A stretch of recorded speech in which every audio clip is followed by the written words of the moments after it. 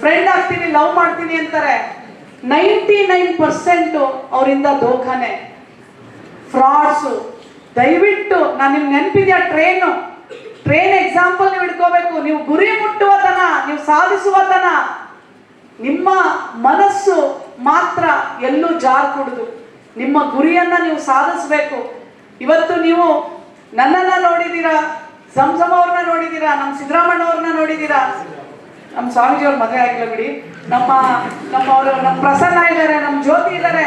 Success ಅಂತ ನಾವು ಕೇಳಿದಾಗ, ಸಕ್ಸಸ್ ಆಗ್ಬೇಕು ಅಂದಾಗ ನಿಮ್ಮ ಶ್ರಮ ಬಹಳ ಮುಖ್ಯ ಇದೆ. ಯಾರಾದ್ರೂ ಈ ತರ ಫೇಕ್ ಫ್ರೆಂಡ್ಸ್ ಆಗಿದಾರ? ಆಮೇಲೆ ಎರಡನೇದು, ಯಾರು ಎಸ್ಪೆಷಲಿ ಹೆಣ್ಮಕ್ಳು ನಿಮ್ಮ ಫೋಟೋಸು, ನಿಮ್ಮ ವಿಡಿಯೋಸು ಯಾರ ಹತ್ರನೂ ಶೇರ್ ಮಾಡ್ಕೋಬೇಡಿ.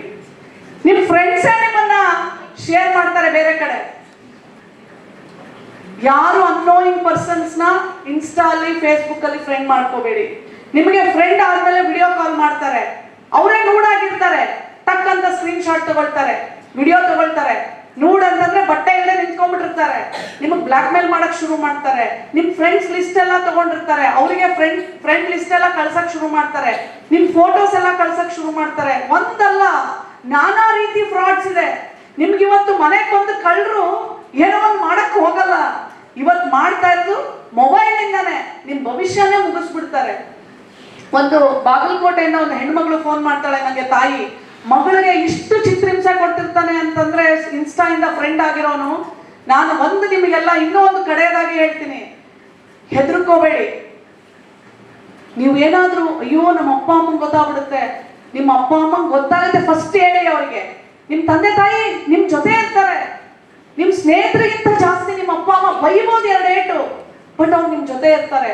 ಬಟ್ ದೌರ್ಜನ್ಯ ಮಾಡಿದ್ರೆ ದೌರ್ಜನ್ಯ ಮಾಡಿಸ್ಕೋಬೇಡಿ, ಭಯದಿಂದ ಎಕ್ಸ್ಪ್ಲಾಯಿಟೇಷನ್ ಮಾಡಬೇಡಿ. ಎಕ್ಸ್ಪ್ಲಾಯಿಟೇಷನ್ ನೀವು ನಿಮ್ಮ ಮೇಲೆ ಆಗಕ್ಕೆ ಬಿಡಬಾರ್ದು. ನೀವು ಸೀದಾ ಪೊಲೀಸ್ ಸ್ಟೇಷನ್ ಹೋಗಿ. ಪೊಲೀಸ್ ಅವರೆಲ್ಲ ಕೆಟ್ಟವರಲ್ಲ, ಯಾರೋ ಒಬ್ಬೊಬ್ರು ಕೆಟ್ಟವರು ಫೈನ್, ಬಟ್ ಪೊಲೀಸ್ ಅವರೆಲ್ಲ ಒಳ್ಳೆಯವರು ಇದ್ದಾರೆ. ಇಲ್ದಿದ್ರೆ ಕರ್ನಾಟಕದಲ್ಲಿ ಕಾನೂನು ಸುವ್ಯವಸ್ಥೆ ಇಷ್ಟೊಂದಿರ್ಲಿಲ್ಲ. ನಾವು 7 ಕೋಟಿ ಜನ ಇದ್ದೀವಿ. ಸೊ ಹಾಗಾಗಿ ಆ ಹೆಣ್ಣು ಮಗಳಿಗೆ ಅವ್ರ ತಾಯಿಗೆ ಯಾರೋ ನನ್ನ ನಂಬರ್ ಕೊಟ್ಟಿದ್ದಾರೆ. ನಾನು ಇಮಿಡಿಯೇಟ್ಲಿ ಬಾಗಲಕೋಟೆ SP ಫೋನ್ ಮಾಡಿದೆ. ಒಂದೇ ದಿನದಲ್ಲಿ ಅವನನ್ನು ಅರೆಸ್ಟ್ ಮಾಡಿದ್ರು.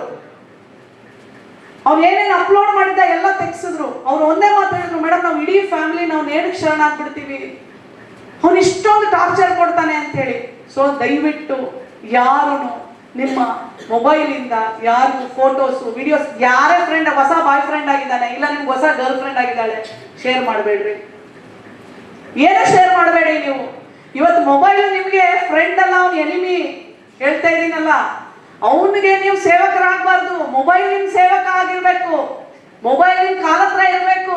ಬಾ ಅಂದಾಗ ಬರ್ಬೇಕು, ಹೋಗಂದ್ರೆ ಹೋಗ್ಬೇಕು. ಅವ್ನು ಕರಿಬಾರ್ದು ನಮ್ಮನ್ನ, ಬಾ ಬಾ ಬಾ ಬಾ ಅಂತ. ನಮ್ಗೆ ಓದಕ್ಕೆ ಬಿಡಲ್ಲ ಅವನು. ಯಾವಾಗ್ಲೂ ನನ್ನ ಹತ್ರ ಬಾ ನಿನ್ ಭವಿಷ್ಯನೆಲ್ಲ ಮುಗಿಸ್ತೀನಿ ಅಂತ ಕರಿತಾ ಇರ್ತಾನೆ. ಬಿಸಾಕಿ ಅದನ್ನ. ಇವತ್ತಿಂದ ನೀವು ಜಾಗೃತರಾಗ್ರಿ. ಮೊಬೈಲ್ ಯೂಸ್ ಮಾಡಿ, ಎಷ್ಟಕ್ಕೆ ಬೇಕೋ ಅಷ್ಟಕ್ಕೆ. ಅದ್ರ ಮೇಲಿಂದ ಯಾವುದು ಬೇಡ.